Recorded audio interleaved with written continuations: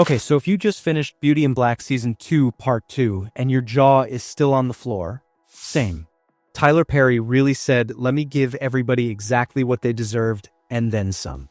Because this ending, it did not hold back. We got alliances nobody saw coming, a federal takedown, a heartbreaking arrest, and a grief-fueled threat that is going to haunt Season 3. So let's break it all down. I'm talking the Bellaries, Kimmie, Mallory, Angel, everyone, let's get into it. Before we get to the finale moments, let's quickly remind ourselves where we were headed. All season long, Kimmie has been playing a dangerous game inside the Bellarie household. She came in as an exotic dancer, she married into power, became COO of the Beauty in Black empire, and the whole Bellarie family has spent 2 seasons trying to tear her down. Roy, Charles, Olivia, Norman, every single one of them was scheming, plotting, and doing whatever it took to get Kimmie out of the picture. And for a while, it looked like they might actually pull it off. But here's the thing about Kimmie. She's not just surviving anymore. By Part 2, she's playing offense. And when Kimmie goes on offense, nobody is safe. Let's start with the moment that genuinely made me rewind, just to make sure I saw it right. Because throughout this entire show, Kimmie and Mallory have been at each other's throats.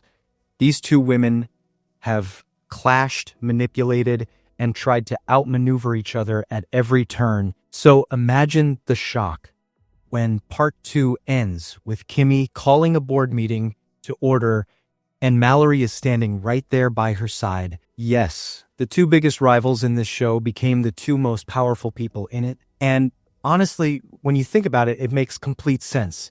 Mallory has been married into the Bellarie family long enough to know where all the bodies are buried. Figuratively speaking, mostly. She knows every dirty deal, every cover-up, every secret these men have been hiding.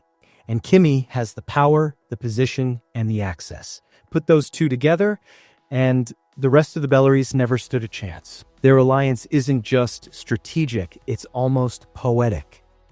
2 women who were constantly overlooked, constantly underestimated, constantly used by this family, finally deciding to flip the script entirely. Together, they don't just win. They dismantle the whole thing from the inside. So what exactly happens to the rest of the family? Well, here's where it gets really good. Kimmie, with the full support of her husband Horace and her new partner in power Mallory, essentially hands the corrupt Bellarie heirs to the federal authorities. Roy, Charles, Olivia, Norman, all of them.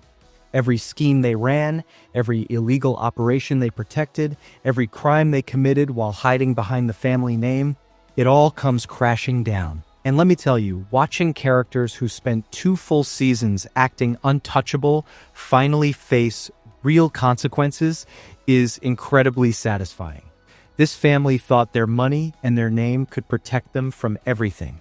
Kimmie proved that it couldn't protect them from her. Horace, meanwhile, is a fascinating piece of this puzzle. He married Kimmie, and rather than being manipulated by her the way his children feared, he ended up standing with her. Whether that's love, strategy, or just the wisdom of an old man who's tired of his family's nonsense, it works. With him and Mallory both aligned with Kimmie, the Bellarie kids had no legs left to stand on. The empire didn't collapse, it just got completely new management. Now here's where the ending gets more complicated. Because while Kimmie is winning on the business front, there's a storm brewing that she may not be ready for. Jules, who has been the Bellarie family's head of security all season, ends Part 2 in a very dark place.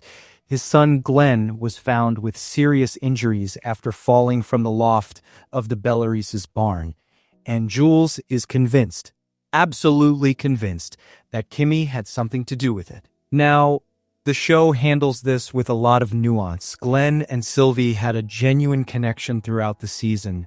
His fall wasn't some clean-cut villain move, but Jules doesn't see nuance right now. He sees a father who lost his child, and he sees Kimmie's name written all over it. And grief is a powerful, dangerous thing. A grieving father with security training, insider knowledge of the Bellarie operation, and nothing left to lose, that is not someone you want coming after you. Kimmie may have just outsmarted an entire powerful family, but Jules represents a completely different kind of threat. He's not motivated by money or power, he's motivated by pain.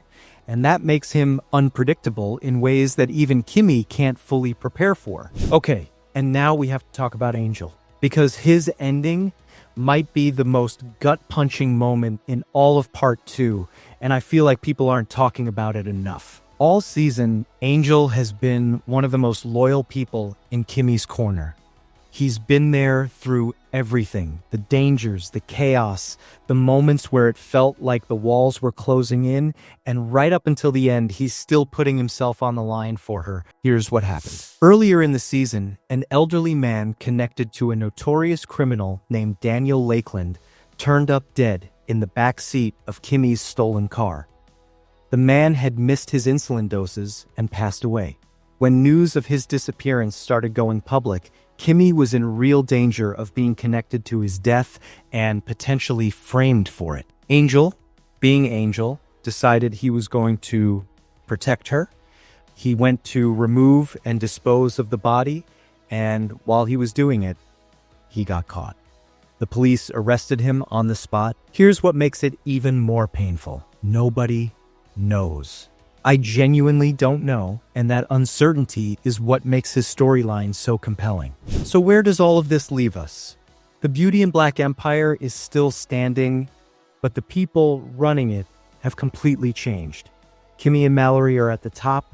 The old corrupt Bellarie guard has been handed to the feds. Horace is still in the picture as a stabilizing force, but Jules is out there grieving and plotting.